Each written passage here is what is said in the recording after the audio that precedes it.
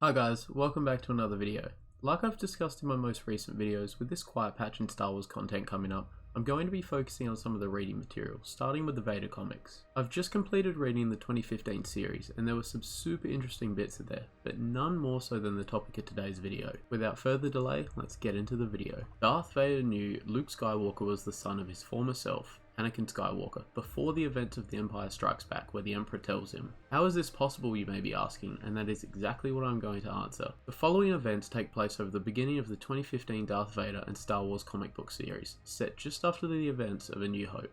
Luke, Leia, Han, Chewie, R2 and C-3PO go on a mission to Cymoon 1, a moon located in the Corellian Industrial Center. Corellia was the home of Han Solo. Cymoon 1 was home to what was regarded as the largest weapons factory in the galaxy, and of course it was under Imperial control, so the rebels were keen to destroy it. They pose as associates of Jabba the Hutt, wanting to negotiate with the Empire in order to gain access, and once inside, locate the main power core, rigging it to blow. Vader arrives shortly after as the Negotiator. Yes, the Negotiator. However, he can sense the rebels are there too, specifically the boy who blew up the Death Star, who is someone he is determined to get a hold of as he can feel a strong connection to the Force. Luke can sense Vader too and wishes to confront him after what he did to Master Kenobi. Obi-Wan's voice appears in Luke's head, telling him to run, just like he did shortly after Vader killed him on the Death Star. It was too late for that though this time, as Vader confronts Luke. The Dark Lord of the Sith clearly outmatches Luke here, as he tells Luke that he holds the weapon like an untrained child, saying that he is no Jedi. Vader asks who he is, and Luke tells him that he killed his father, at this time not knowing that his father was indeed under the mask. Vader quickly has Luke bested, where he force pulls Luke's saber to himself, criticizing Obi-Wan's ways as a master before preparing to strike Luke down. He holds the sabers across each other, just as Anakin did when he killed Count Dooku, when he realizes the saber he is holding was indeed the one he used from the beginning of the Clone Wars up until his defeat on Mustafar, where Obi-Wan took it. This distracted him for mere seconds, where Han and Leia inside an Imperial walker are able to capitalize on this and eventually escape on the Millennium Falcon. The fact that Obi-Wan gave his saber to this boy has intrigued Vader, so he does some investigating. Upon reporting back to Emperor Palpatine, Vader is sent to Tatooine directly to negotiate with Jabba himself. He arrives at Jabba's palace a day early on personal business, with a comic illustration depicting his entrance much like when Luke arrives there in Return of the Jedi.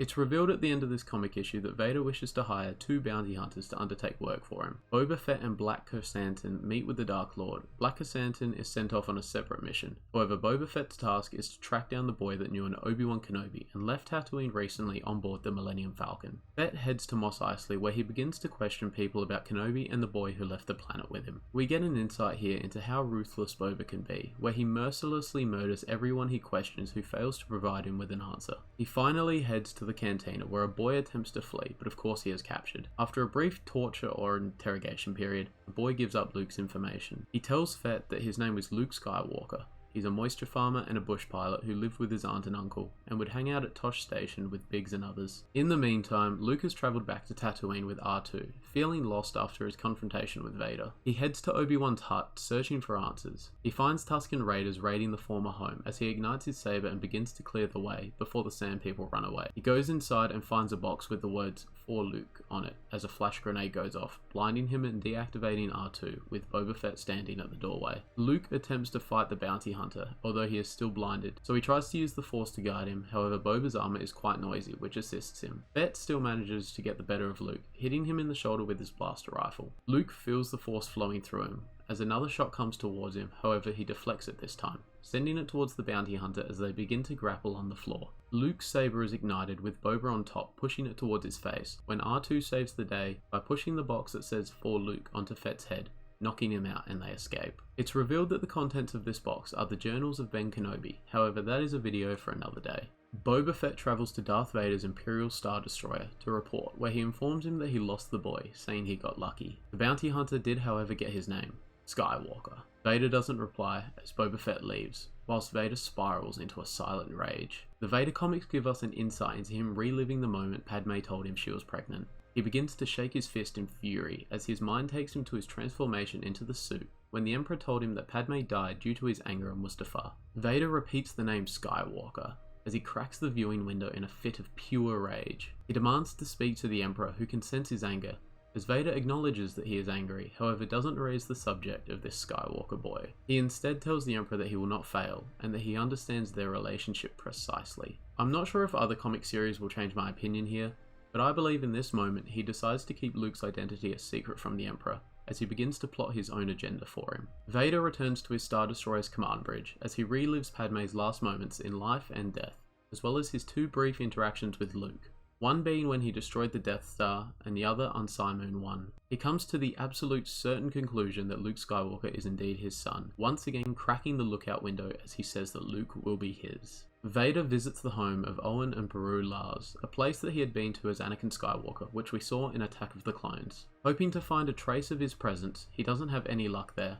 However, he travels to Obi-Wan's hut, where he uses Force psychometry to sense Luke fending off Boba Fett. He acknowledges Obi-Wan's cunningness at hiding Luke in the one place he never would have returned to. Vader recruited a female archaeologist by the name of Dr. Aphra, who would complete missions for him without the Empire's knowledge, alongside her two assassin droids, 000 and BT. These two were definitely designed by the comic creators with the C-3PO and R2-D2 relationship in mind. For one of those missions, Vader handed her a data chip to get decrypted. It is revealed that it stored the information on a man named Commodore Tarn, who had entered the family business of being a mortician on Naboo.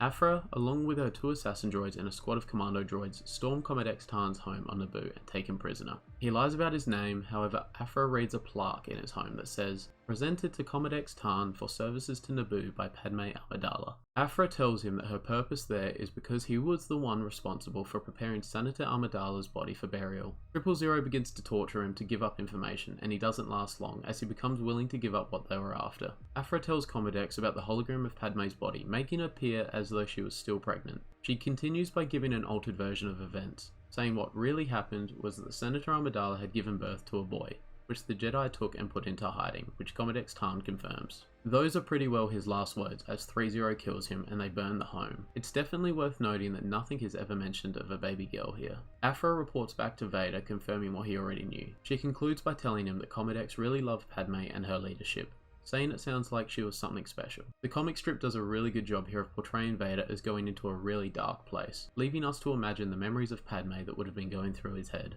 Now, that's pretty well the end of the story as to how Vader discovered the existence of his son, Luke Skywalker. They do have one more brief encounter in this series, however it isn't face to face so to speak, it was in a dogfight. This huge canon event does change an aspect of the original trilogy. In The Empire Strikes Back, the Emperor contacts Vader saying he has felt a great disturbance in the Force. He has no doubt that the rebel pilot who destroyed the Death Star is the offspring of Anakin Skywalker. Vader acts surprised, asking how that could be possible, even though he already knows this. So, we can tell that he is still working on his own agenda of having his son join him and ruling the galaxy together, which he does say to Luke when he reveals that he is his father. The Emperor demands that Luke must not become a Jedi, and Vader suggests if he can be turned, he would be a powerful ally. These two men want Luke for their own plans, as we already know there can only be 2 Sith, and 3 does not fit into 2. Thank you so much for watching, guys. I'll be creating some more short form content on other cool things I found in the 2015 Vader comic book series. However, this was definitely the biggest piece of information by far.